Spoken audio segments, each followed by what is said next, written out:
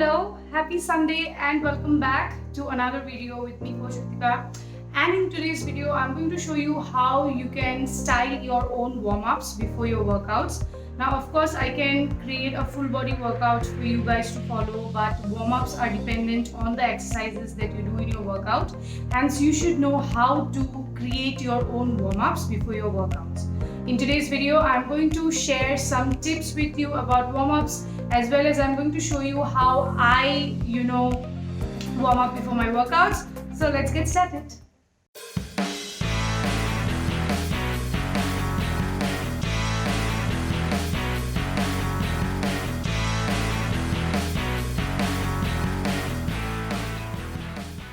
Okay, so if you haven't subscribed to my channel yet, take a moment right now and hit that red subscribe button down below, and also the bell icon so that you get a notification when I upload videos on Sundays.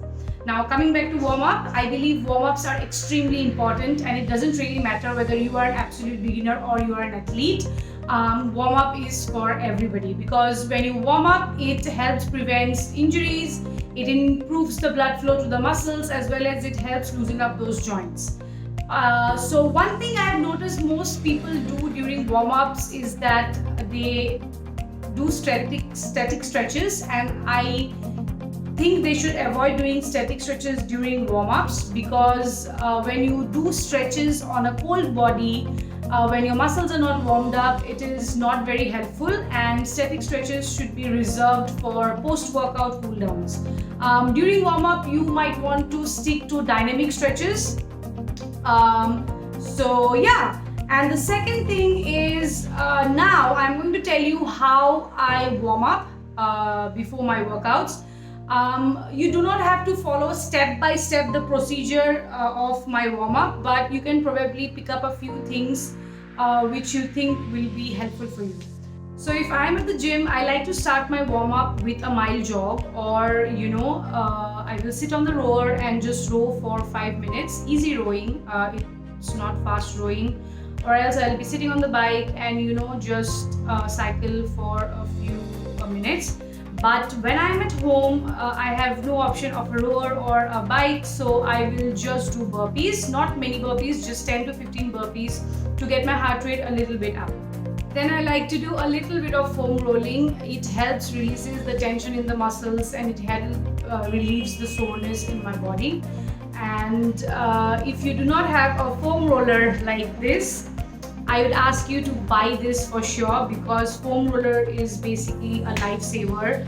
I'm not doing an ad of this foam roller over here. Even I'm not going to put any link on the description below. You will have to do your own research before buying a foam roller. I bought mine from Amazon, I can tell you that. So yeah, do go for a foam roller, because you are never going to regret buying a foam roller, you guys. Now, coming back to the warm-up, after my foam rolling is done, I like to do a general full body warm-up, and I have a few go-to movements which I do almost every day, no matter what I'm doing. I would start with a few arm circles forward and backward, and then shoulder pass-throughs with the PVC pipe. Now, if you do not have a PVC pipe, you can also use a broom or a mop that you have at home, and then I will do some inchworm push-ups. Now, these are my favorite. You do not have to do too many reps. I just do like 5 reps and then, move on. Then I would do some leg swings forward and backward, and few, swings sidewards. And then a few hip opening movements like side to side. And then, I call it squat to stand. So I squat down, I hold my toes, and then I stand up, and again squat down, and then stand up again. And then after I'm done with all of these, I will move on to movement specific warm-ups. For example, if my workout today is squat cleans, I'm going to start with 5 deadlifts, and then 5 power cleans, and then 5 front squats with an empty barbell, and I will do like 3 sets with the empty barbell. And then I'm going to move on to doing squat cleans, proper squat cleans with the empty barbell, and then gradually I'm going to start loading weights and build up that weight. I'm not going to directly load weights onto the bar and start doing power cleans, because that's stupidity. This is what I believe. No matter how strong you are or how fit you are, you should always warm up before lifting heavy weights.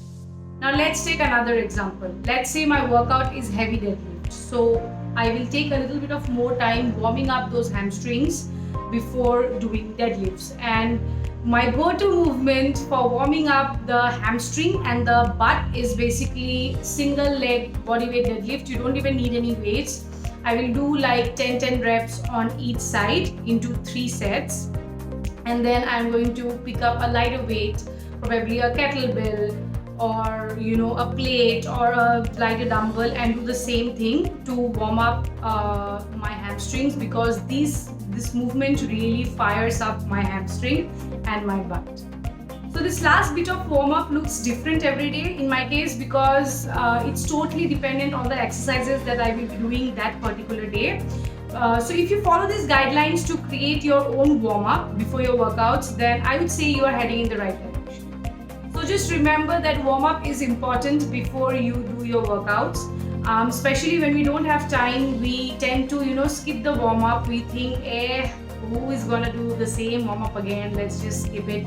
And it's okay, it's just one day. We can just directly pick up the barbell and work out. It's just one day, nothing is going to happen. I know I have done that whenever I was busy. I did not have the time, that led to injuries. So yeah, please be careful. Please do your warm-ups. Do not neglect your warm-ups. Very, very important, guys. So yeah, if you like this video, please hit that like button. And if you haven't subscribed to my channel yet, please do me a favor, hit that red subscribe button, and I'll see you in the next video.